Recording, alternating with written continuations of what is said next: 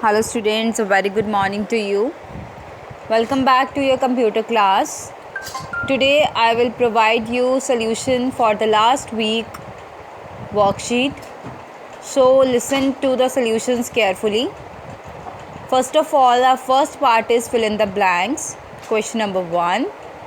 An act of using essential features without including background detail is called dash.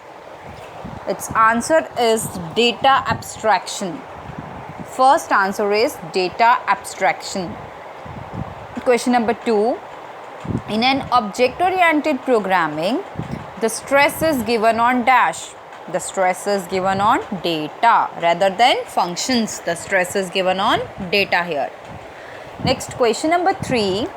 Wrapping of data and functions together as a single unit is called dash.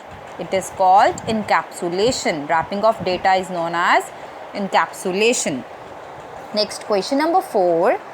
And dash has unique identity through which it may differ with some characteristics and behavior. Its answer is an object. An object has unique identity through which it may differ with some characteristics and behavior. Next, question number 5. The object may communicate with each other through dash. They communicate with each other through functions. Next, question number 6. In POP, the global data are loosely attached to the dash. They are attached to the function. Next, question number 7. The process by which a class acquires the properties of another class is known as dash. When one class acquires the property of another class, it is known as inheritance. Means that derived class inherits the properties of base class. Means child class inherits the property of parents class. Next, question number 8 is in object-oriented programming, using a function for many purposes is known as dash. It is known as polymorphism because polymorphism means many forms. Poly means many and morphism means forms. This was about the fill in the blanks. Now question number 2. State whether the given statements are true or false. Question number 1. A process according to which a class acquires the characteristics from another class is encapsulation. Its answer is false. Question number 2. Procedure-oriented programs stress on data. Its answer is false. Now question number 3. C++ is also an object-oriented programming language. It is true. Now question number 4. An object is identified by its characteristics. True. Question number 5. Function is a set of objects that shares the common states and behavior. False. Now question number 6. Encapsulation keeps data safe from outside interferences. Its answer is true. Students, your homework is to correct the false statements. Today's your homework is to correct the false statements.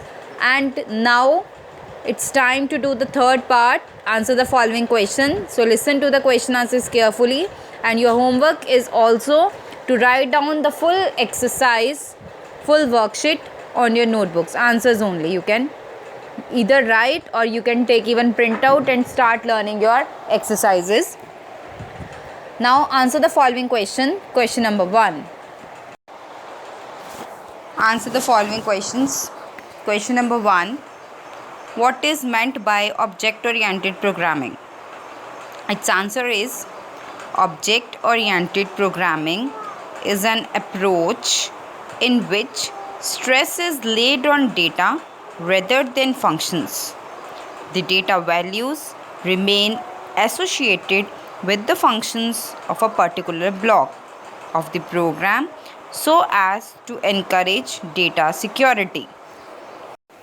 Question number 2. What are the elements of object-oriented programming?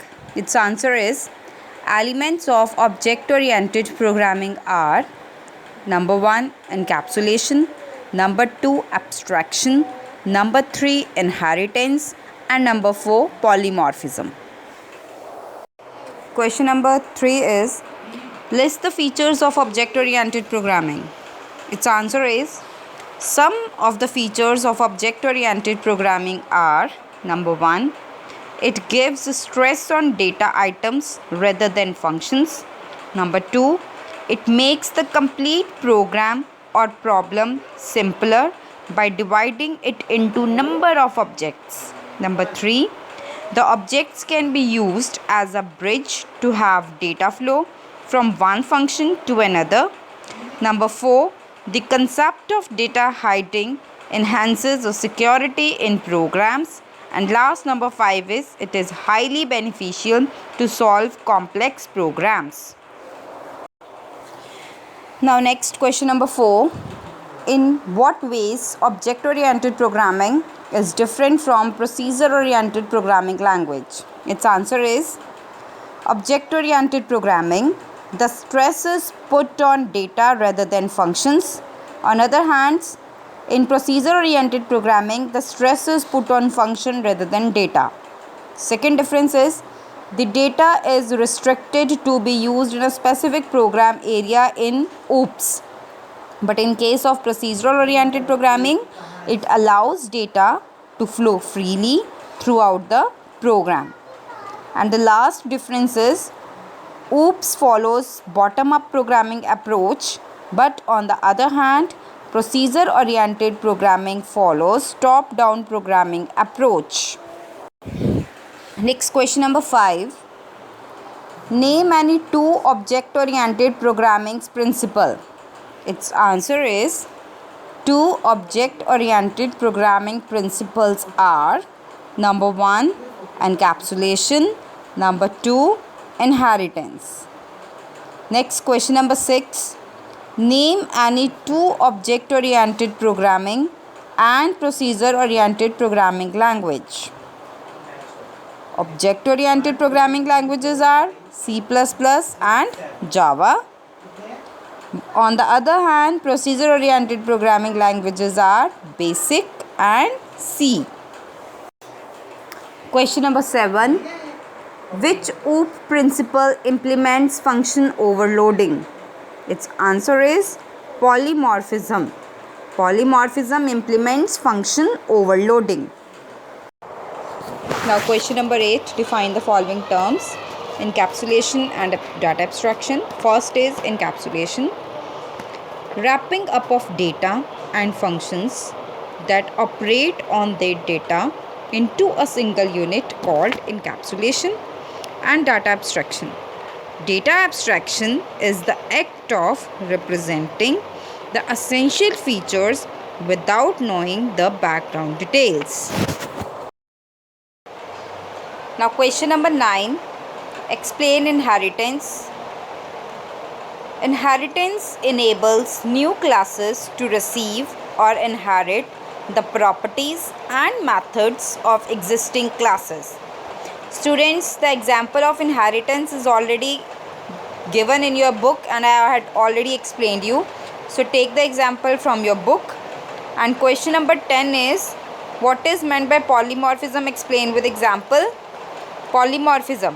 In object-oriented programming, polymorphism provides the means to perform a single action in multiple different ways. So its example is also given in your book.